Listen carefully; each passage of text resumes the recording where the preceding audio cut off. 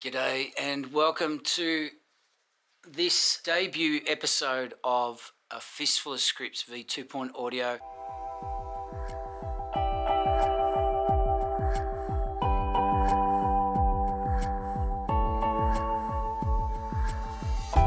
Writers rode into town with a fistful of scripts when looking for actors, directors. When they got together, all hell broke loose. Now they've formed a posse. When they find the audience, anything could happen.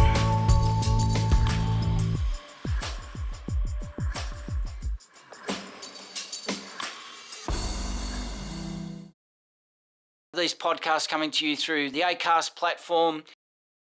A Fistful of Scripts v 2 Audio. We write them, they record them, you listen to them. G'day listeners, good evening, good afternoon, good morning, wherever you're listening to us from around the world. This is Sean McIntyre from Wise Words Media, based in Melbourne, Australia. You're listening to A Fistful of Scripts v 2 Audio, the podcast that presents original scripts for screen and stage in cold or stage reading format. It is for writers, actors, directors and the audience, and especially for anyone who loves the creative process.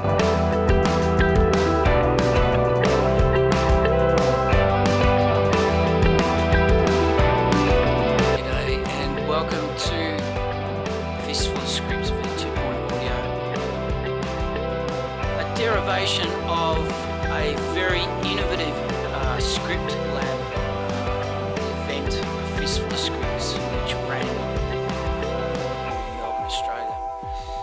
At TheatreWorks in St Kilda, it's Sean McIntyre speaking. I'm the producer of A Fistful of Scripts v 2 Audio and the writer of today's debut script, Harvest, a short film script featuring one of Australia's luminaries of the film and theatre industry, and a voiceover actor and artist of great repute, who has been a great mentor and supporter to me since I first met him back in 2004, I think it was, on the set of a short film. Mr. John Flaus, originally from Sydney, but for many years now, a very contented, happy, well-known resident of Callumny in Victoria. And he has been a participant in A Fistful of Scripts, and his generous and kind feedback and also input into the original script has led us to what you're about to hear in this episode. So let's take a short break and we'll be back with some further details about Mr. John Flaus and debut script for his Fistful of Scripts v 2 Audio, Harvest.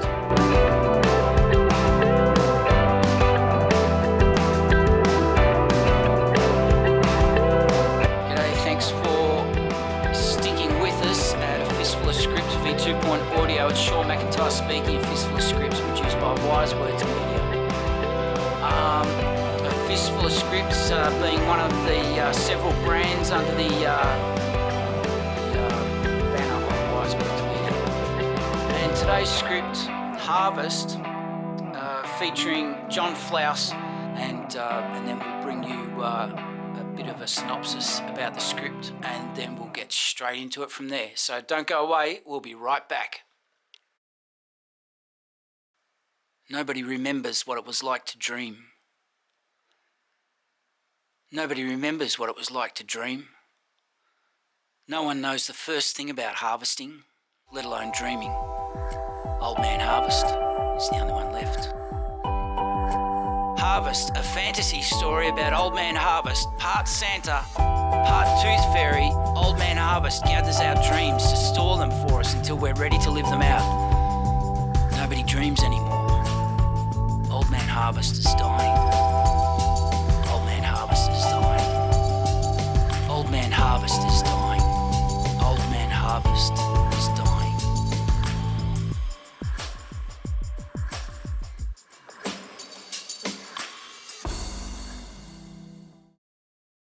To dream meant you had to harvest. But no one knows the first thing about harvesting, let alone dreaming. It isn't some kind of government conspiracy. No. I'm simply the only one left who possesses the knowledge, understanding, or ability to harvest. It comes down to this. Society has lost touch with its roots. It has lost touch with a fundamental trait of what makes it human. Neglect, ignorance, lack of appreciation, that's how a culture generally becomes extinct, when nobody remembers what it was like to dream. Oh, hell, it isn't anyone's fault. It's not my fault. Well, I just grew too old. I got old and sick. I thought maybe somebody would want to know. I tried waiting for someone who would want to know what I know. I could have taught them, showed them. Nobody came. Nobody. Yeah, that's true. Oh, I guess I could have written it down somewhere. Maybe. But to harvest, well, I don't know that it's something you can learn from a book. The stories used to be handed down, of course, from one harvest to the next one. The next generation, I mean. An apprentice, the master, that's all that was required. A teacher and a willing student. It was one of those jobs that you had to see for yourself. Learn on the job to understand your part in it. Let me show you what I mean. Come on. It'll only take a few minutes. Now, look, see here? Over there. What? You can't spare a few? Oh, Jesus. As if that's not the Almighty speaking the truth to me through your mouth. Look, you ask me, I'm telling you. You want to know? I'm going to show you. See that young fellow seated on the aisle? No, that one. Not that one. The one in the greeny grey top with the black hair. Huh? Yeah. The one with the headphones listening to his iPod. Very good. Now, you see that young fella? He carries his iPod everywhere. Everywhere. What's that? What's wrong with that? Well, nothing. Shush, pay attention. Nothing wrong at all because he loves his music. Loves it. Wants to listen to it day and night. Day and night. And who wouldn't? Well, I would too if I could. I love music myself. Love it. Bet you didn't pick that, eh? Well, if that young fella had been born, say, 30-odd years earlier, if he wanted to listen to music on the train, he'd have had to use a transistor radio. Transistor radio. Oh.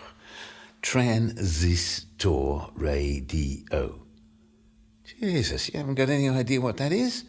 Oh, my, this is going to take a while. A transistor radio is... look, it doesn't matter what it is. Was. Every generation loves and appreciates music. All I'm trying to illustrate is that the way that we listen to music is the thing that has changed. Back in his dad's day, that young fella would have had the means to listen to music all day and all night. If he wanted to.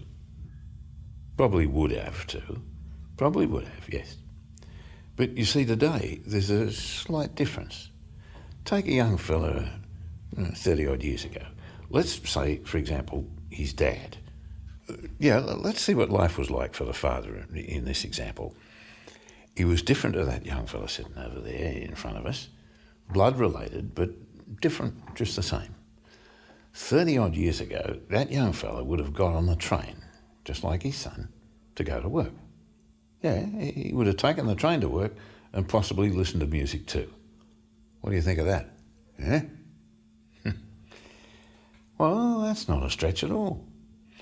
In all likelihood, The son could have inherited his love of music from his dad. I bet you can't tell me what the difference between the two is. Well, it's not that hard, Jesus. I thought you'd at least be able to put two and two together. Why are we here? Oh, never mind. The difference between the two is this. 30 years ago, his dad was a dreamer.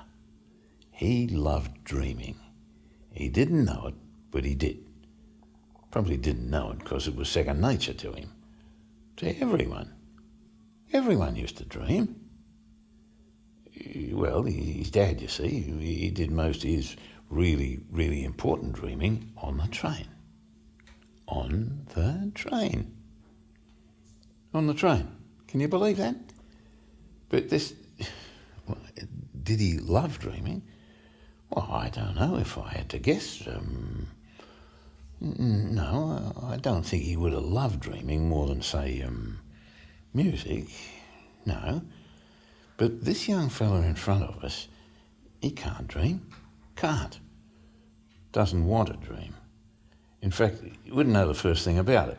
And since he can't dream, doesn't want to dream, well, I can't harvest. So that young... Well, why can't I harvest? Well, I just told you, man, he doesn't dream. No dream, no harvest. Oh, Jesus, I hope you haven't brought a sack full of stupid questions with you. We'll be here all night answering them. So, does it make sense in some way? Did I explain it to your satisfaction? Now, that young man travels on the train every day to work and home again. His ears jammed shut with those little headphones. You see him? Music blaring into his skull, day and night, constantly. And no let-up for him. His mind gets no respite. Do you understand? He has no time to relax his mind. It is constantly stimulated, repeatedly ad nauseum. It's like his mind is running on a treadmill that never stops. Never stops. I don't know how his nerves take it. It's sad. Kill him? No, not at all. Won't kill me either. But I tell you what it has killed. The harvest. It's been quite some time since I was asked to explain it. Let's see. The best way to think of me and my work is that I'm a little like Santa Claus, Father Christmas, the Tooth Fairy. Yeah, all fine examples. If you were 9 years old, you would understand the explanation. Well, there'd be no need at all for me to go on because a child knows. A child understands. Back in the day, a child dreamed almost every minute of their young life, even when they were awake. Yeah, they dreamt of the impossible, the unbelievable, the unimaginable, and they believed it. They imagined it, they saw it. That's the way it used to be. Oh, my dear Lord, it was a thing of beauty to be around. It really was. Children don't dream these days. If they did, I'd still be a young man with work to do. Well, the easiest way to think of what I do, rather what I used to do, that is this. I was much like Santa Claus or the Tooth Fairy. Except, unlike Santa, I wouldn't bring something to you and leave it. The Tooth Fairy, what does she do? Oh, she takes something from you, in a good way, yes. Me, I also have a job, had a job, a task. In some cases, it would be a mission. The best way to think of it is this. It's a simple example, but will give you the gist. Well, I hope it will.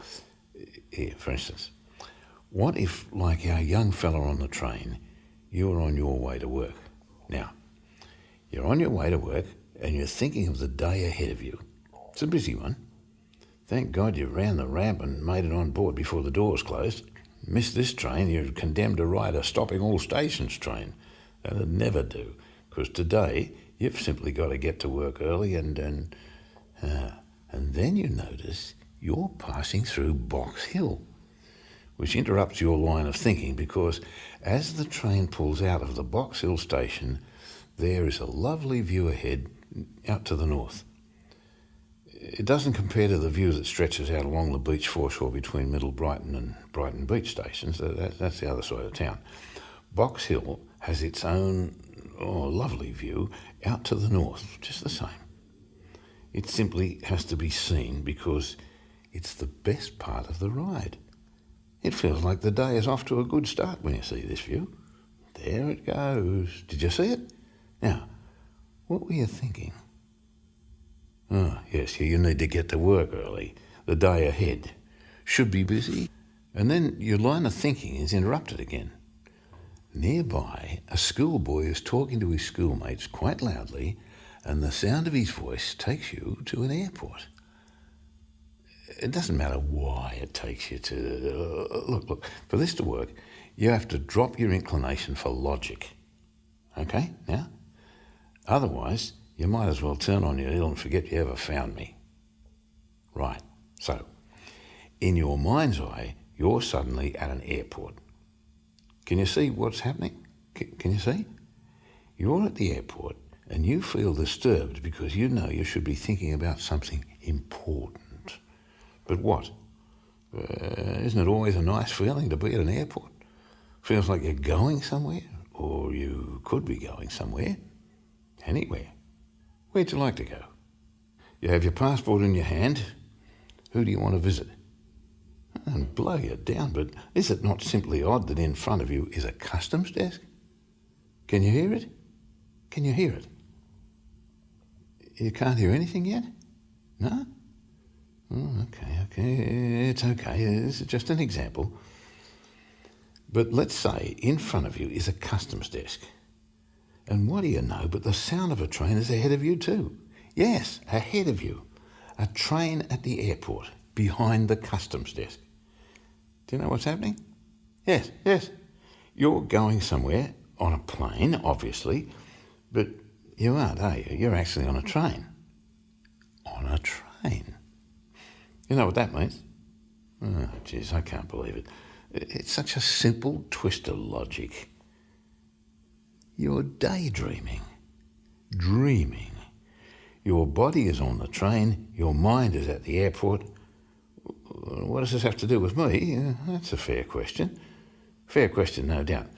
My task is simple. I harvest the dream.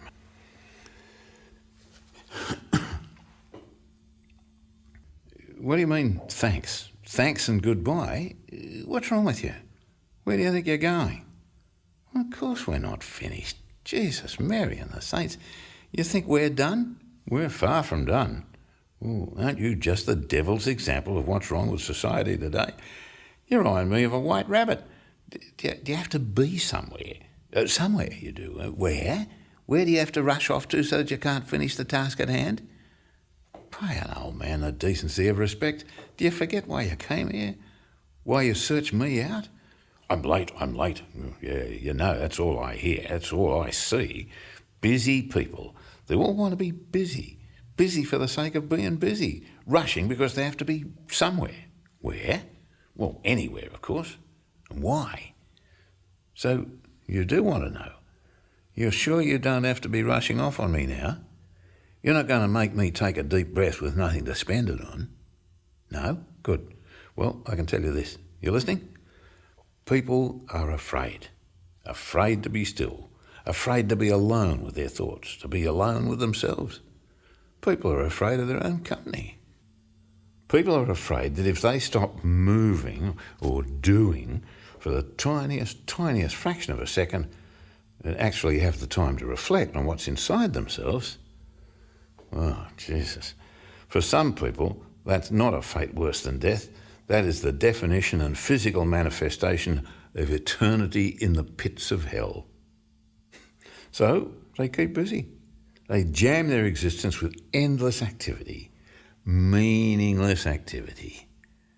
Look at them there on the train. An iPod here, an iPhone there, obsessed with gadgets they are, killing their souls with them they are. Meaningless, I tell you. People don't converse anymore. They speak an endless list of, I've been doing this and I've been doing that. They need to have something to talk about, to boast about something. They keep busy and they do it to their kids. The kids have no time to stop and play, no time to dream. They're ferried here, ferried there, ferried to football training where they can learn to play the flute perfectly while cooking up their own little version of Master Chef for the kids. They're kids, for God's sake. Let them be. Let them be kids. He wants to spin in circles, topple over and fall on his back in the wet grass. Let him. He's transfixed by the clouds above him. She wants to rest her hand on her forehead and pretend to be a statue for 10 minutes. Let her. It breaks my heart. I love kids. I love working with them. It never felt like a job when I was harvesting a dream for a child. They dream in such big, bright colours. They imagine entire worlds and create them in an instant. Well, maybe that's what kept me young all this time. Maybe that's why I aged so quickly since the dreaming stopped. You remember we were chatting about the Tooth Fairy? Do you believe in the Tooth Fairy? You did. Wonderful. Now, how about Santa Claus? Oh, come on, everyone did when they were a kid. Yes, of course you did. My line of work was a little like those two. Well, like the Tooth Fairy and Santa Claus. I worked hardest when everyone slept. The Tooth Fairy visited little ones, and only little ones who put their baby tooth under their pillow. Santa had a bit more to do, and in one night, my goodness, I could never do that. I had a little bit more to do than each of them, but basically I only had to harvest from those that dreamed. A lot of work, mind you, but all the same, not everyone used to dream every night. The ones that fell asleep during the day, well, that kept me on my toes, I can tell you. Dreaming and daydreaming, harvesting both. I was up to it in those days. Couldn't do it now, though. You say, what's dreaming?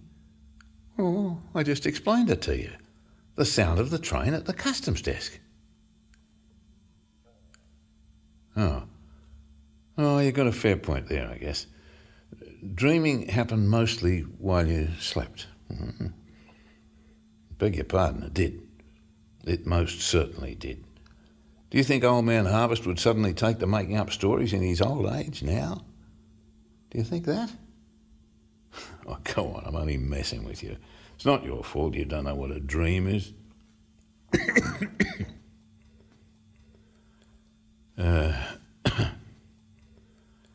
That's it. What's that? I said, that's it. I know exactly how to make sense of it for you. Would you like to have a dream? No. I know you don't know the first thing about it, but there's no rule in my book that says I can't take you through one. Just give an example, like. You ready? Ready? Scared? You should be. No, I'm just messing with you again. You remember our young fella on the train? You remember we took a ride with him? Daydreaming? Correct. You began daydreaming. Oh, lovely that you're paying attention. Let's say you were in bed asleep. Sleep like a baby, dead to the world. You know what sleep is, don't you? You're not one of those reckless types that throw their luck to the wind and scorn sleep, burning midnight oil now. Okay. Well then, would you be shocked if I told you that you're asleep right now? Right now, yes. Isn't it something? It feels like you're perfectly awake, doesn't it? Well, you're not. The only thing different in these so-called modern, enlightened times is that when you sleep, your mind is a blank. Your soul is hollow. It's void. You might as well be dead because the inside of you has been ignored for so long. It doesn't know the first thing about expressing itself. And without that, you are not fully realised. Why? Because you're not living out your dreams. And maybe it's a bit early to be introducing that concept. Safe to say, if we ended the lesson here, you'd wake up none the wiser. Right. So, you ready? Well then, I'm going to immerse you fully into a dream, and we're going to experience one right now. You remember our daydream? Well, let's use that. You only get to use one dream once though. Pay no mind, you won't miss it. Don't worry about it. So, we were at a customs desk, weren't we? Well, let's assume our place at the customs desk again. We're going on a trip, and now we're here. Look around. What can you tell me about this place we're suddenly at? How'd we get here? It's a dream. It doesn't matter. Doesn't matter. And isn't that the best part of it? Oh, I love this part. You might experience some anxiety. No, actually, you will, because you've never done this before. It's okay, don't worry, I'm not leaving. I'll be here every step of the way. You won't get hurt, trust me. It will not hurt to dream, not one bit. Now, I'm going to talk you through it. You'll be able to see it as it happens. Feel everything, but to lower your anxiety, to ease you into it, it will help if I describe exactly what's happening to you as it happens. Okay? Okay, so here we are. We're starting now. From the top of a snowy mountain hilltop, you're descending at pace, riding rapids of fast-flowing water and ice. You're sliding headfirst downhill on an icy run. Your hands are buried in icy snow with water lapping around your wrists and ankles. You're on all fours, unable to control your velocity. You're flying at varying speeds in a well-defined creek. That's scary, isn't it? Well, you're okay. You like being scared? You really enjoy the adrenaline this experience produces? You approach a junction in the creek. It widens into a larger stream. Your pace decelerates. You've encountered a flat spot where the water is now at a trickle underneath you. It allows your momentum, but doesn't cause you to stop. You turn right. You're gathering pace again. Can you sense it? Yes, of course you can. You slide at speed through another wide chute, descending, twisting and turning, somehow maintaining balance. Still on all fours, you arrive safely at the end of the run. You find yourself in a tourist town. On a holiday? Why not? Didn't you just pass through a customs desk at an airport? Neither cold nor wet, you wind your way through the crowds to cross a bridge. The tributary you have just descended flows busily under it. Don't worry about the why, the how, let it go. Look at it. Can you see it now? It's wider and angrier than the waterway you've just ridden. You discover a track. It bends upwards alongside the fast-flowing, fuming water. The rapids are full and turbulent. Shrieks of excitement approach you from below. They're closing on you quickly, so you stop to carefully stake out a vantage point because you've spotted a large object upstream in the water approaching. It's a massive rubber tube the size of a lifeboat. It flips and flops obediently in every direction the water demands. Its passengers are delirious with happy excitement and joyful fright, and you watch them pass. Turning your head to follow them as they disappear from sight, you become aware of a presence behind you. You've been joined by your nephews. As they begin to speak to you, the elder one playfully and innocently prods you. You lose your balance. You try to reassert your stance, but you overbalance backwards, falling down into the angry wrath of the river water below. Sinking beneath the surface, the world is now one of cloudy foam that obscures your view of those above you on the bank. All is quiet underwater. You are lost, feared, drowned. Huh? It's okay now. No. Deep breath, take a deep breath. You're safe. Open your eyes. See? Another breath. That's it. No, slow down. Slow down your breathing. Easy does it. In, out. In, out. In, out. In, out. Good. Good. There now, what do you think? Wasn't it wild? Didn't the air taste fresh? You could see and feel everything as though you were living it. And the water stung, didn't it? It was so cold. And the exhilaration as you sped down a snowy hilltop, wasn't it out of this world? Oh, but it wasn't. You weren't out of this world. You know what you were doing? You know what that was? A dream. A dream. Yes, you just had a dream. Your first dream. Oh, my goodness. Oh, I have to take a deep breath now myself. My first dream for a while, too. Oh, it's too much excitement for an old man. Too much. But excitement just the same. Oh, I've missed that. What did you think? No. Don't answer that. Just enjoy the experience. Remember it as best you can. Oh, you've made me extremely happy. I hope the ranting of an old man doesn't mess with your memory of it. Oh, no. Oh, Jesus, that makes me angry. No, not you. Oh, damn and blast. I just remembered something. I can't believe it. Oh, no wonder this generation doesn't stand a chance. No, it's not a problem. It's just, normally, usually, mostly, people don't remember their dreams. They forget them.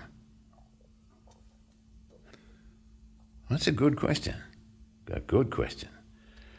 Well, basically, it would go like this. You would dream. It was my job to harvest your dream. What? Well, no, that's it. I would harvest your dream. Simple as that. What do you mean? Is that all there is? You trying to get a rise out of me? I just told you twice. It was my job to harvest your dream. Well, nobody needs me anymore. Nobody dreams. There can be no harvest without dreams.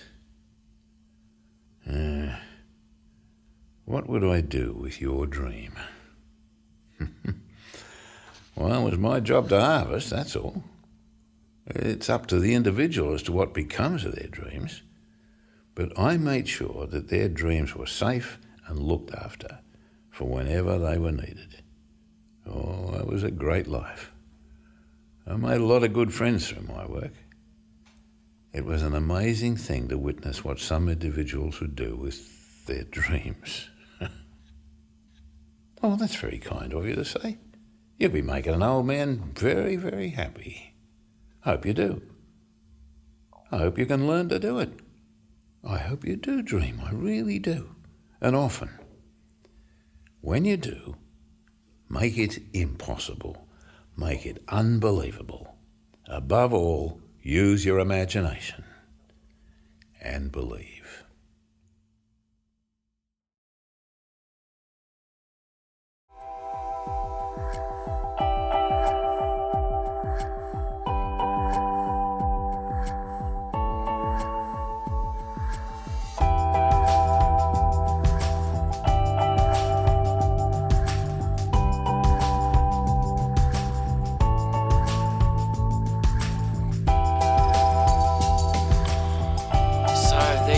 Welcome back, listeners.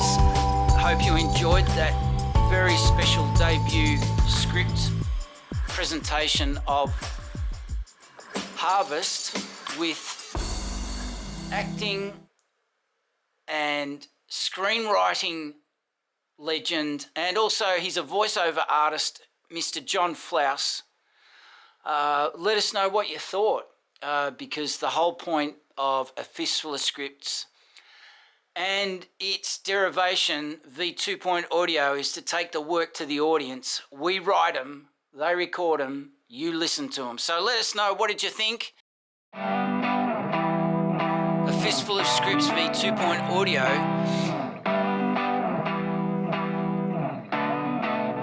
Featuring exclusive interviews with cast, writers and the producer of A Fistful of Scripts v 2-point audio. Thanks for listening. Don't forget to contribute your feedback about this script and all of our podcast content. You can also find details about A Fistful of Scripts v 2-point audio at wisewords.com.au/.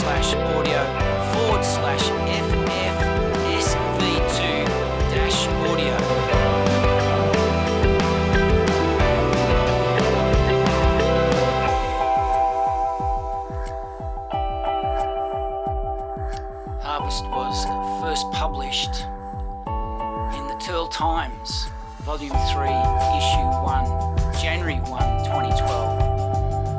As part of that issue's theme was dreams. And the Turl Times being a publication of poetry and prose from the students of the 2010 Oxford University Summer Creative Writing Program,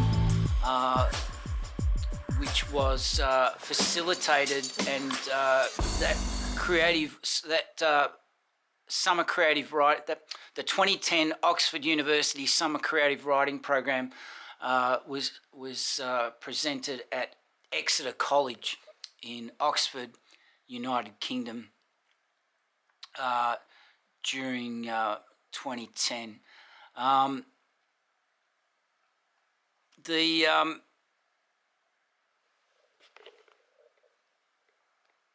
The short story, a riff. The short story basically was an easy piece to present as a stage script at a Fistful of Scripts, and the obvious casting choice was John Flaus, who I'd met some 9 years earlier and had kept in touch with. For this episode, I won't go into too many details about the origination of and delve into the concepts and the existentialism that I was trying to conjure up in this story. I'm going to leave that for a future episode where I'm going to speak directly to how this piece came to be written, and that'll be the same for all the scripts, any episodes where a script is presented. And might not limit ourselves to scripts, actually. Might end up also looking into some short stories. But for the moment, thanks for listening to Harvest. Very interested in your feedback. As I said, originally written for the Turl Times, and this short story first appeared in Volume 3, Issue 1, January 1st, 2012. The Turl Times, I pushed upon my gate and found it gone. That line from David Jeffrey. And that particular issue, Dreams, a publication presenting poetry and prose from the students of the 2010 Oxford University Summer Creative Writing Program, of which I was one. It's Sean McIntyre speaking. Thanks for listening. And if you're watching on our YouTube channel, thanks for watching. And would really appreciate your subscription, or follow us on Acast especially. And your feedback and input is most welcome, even at this juncture, because it is planned. This script is in development to be produced at some point in the future. And it's every script, every story is a continually evolving beast, because without the audience, this script won't exist. And your input about the quality of this story, or even just your appreciation of it, any critique is also welcome. We're not averse to a bit of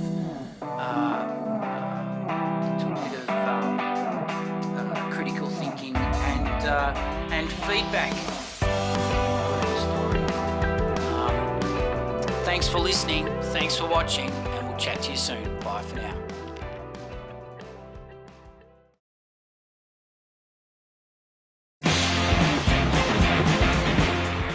Waterman.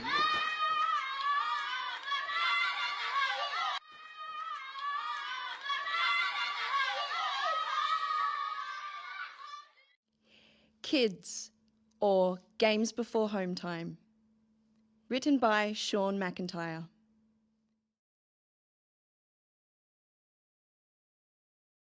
What's that? Are you eating that? What? Yuck! Oh! What is it? Worse than licorice. What does it taste like? Like cat food? Ew! Look, Davey, he's eating it. He can have it. You're gonna be sick. Cats poo on the ground. My father gets angry if I waste food. You'll get food poisoning. Do you like eating cat's poo, Mech? I'm not allowed to waste food. Who says?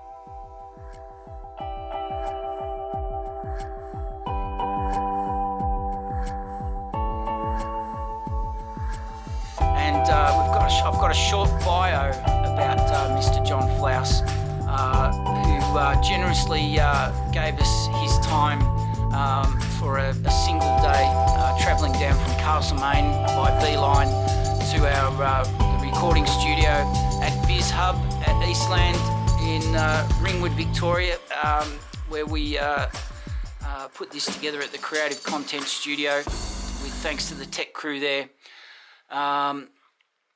So why don't we go into a short bio about John Flaus. So don't go away, we'll be right back. One of the true legends of Australian screen culture, Mr. John Flaus turned 90 in April 2024. His 90th birthday marks not only a personal milestone in his life, but also marks a little over 70 years since the start of involvement in Australian cinema by John Flaus. John Flaus's life in Australian cinema demonstrates his extraordinary contribution as a scholar, teacher, poet, cinephile, actor, broadcaster, mentor, writer, script advisor, and much in-demand voiceover artist. John Flaus has also been a significant influence on several generations of Australian film scholars, film buffs, cinephiles and filmmakers. A great friend and supporter of the Melbourne Cinematheque, John Flaus's peripatetic career across the Australian film and television industries is, inevitably, very difficult to document and describe. For many of us in Melbourne, John Flaus is most fondly remembered as the host, alongside Paul Harris, of the legendary Film Buffs Forecast, broadcast on 3RRR throughout the 1980s in Melbourne, Victoria.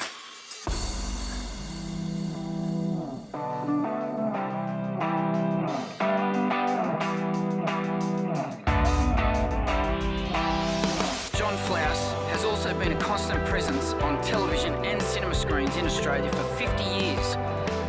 He's been a significant mentor to actors and filmmakers, and quite simply one of the great talkers about movies.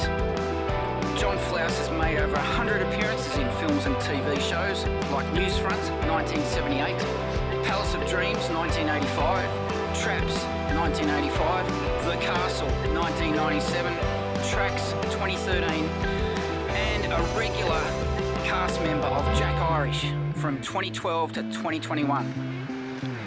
Following on from a 2014 program at Acme Cinemas in Melbourne, Australia, Melbourne Cinematheque, the program devoted to films that were particularly important to John, marking his 80th birthday 10 years ago. Melbourne Cinematheque is celebrating John Flaus's 90th birthday in April 2024 by screening a program that brings together his key featured performances across 3 quintessentially Melbourne set films, all completed during the first decade of his acting career after leaving Sydney in the early 1970s. This includes his wonderfully nuanced and physical performance in the central role of John Moran's Queensland, 1976, his turn as a professional criminal returning to old haunts in Chris Fitchett's Blood Money, 1980, and his iconic self-referential appearance as Seinfeld Steve in Dave Jones's profoundly meta Yakety Yak 1974.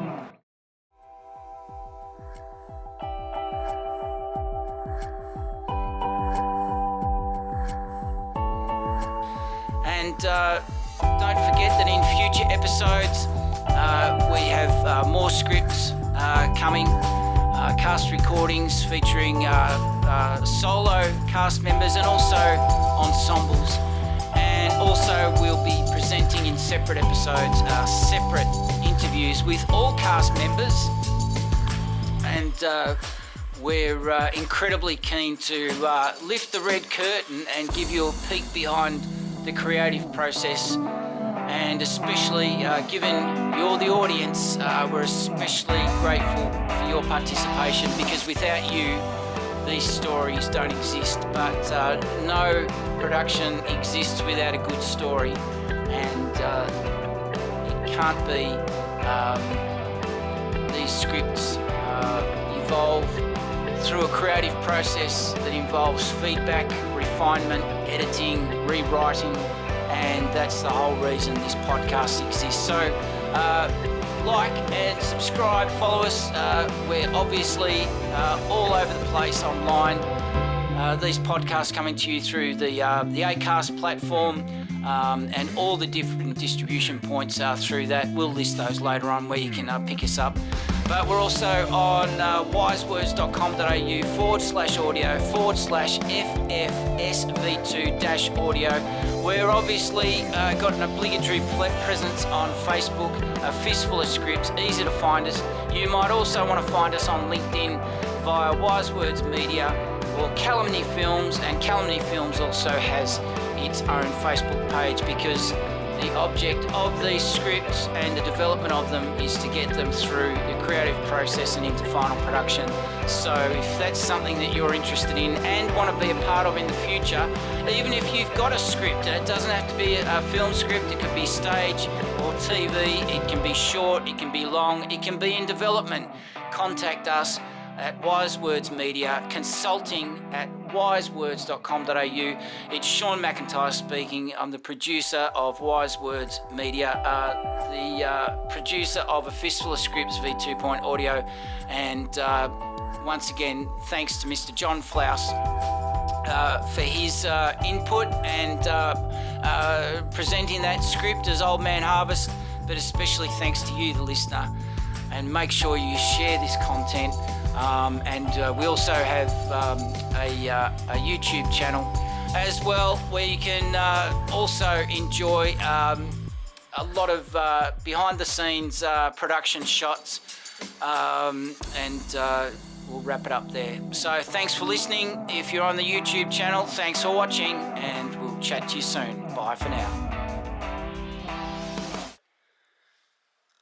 A Fistful of Scripts V2 Audio, produced by Wise Words Media. Production date Friday the 16th of September 2016. Recorded at the Creative Content Studio at BizHub in Eastland, Ringwood, Melbourne, Australia. Harvest, starring John Flaus returning as Old Man Harvest. Written and directed by Sean McIntyre. That brings us to the end of this episode. Thanks for joining us, and we hope that the insights into the creative process was beneficial to you, and we certainly appreciate your feedback. As always, thanks for listening to A Fistful of Scripts V2 Audio. And if you enjoyed the show, make sure that you follow and rate and review A Fistful of Scripts V2 Audio. And be sure to come back. There'll be more exclusive interviews with cast, writers and performer, and more original scripts. Until then, this is Sean McIntyre.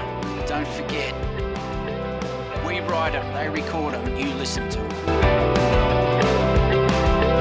This podcast was created by Sean McIntyre. It was produced by Wise Words Media and recorded in the Creative Content Studio at Eastland in Ringwood, Melbourne, Australia.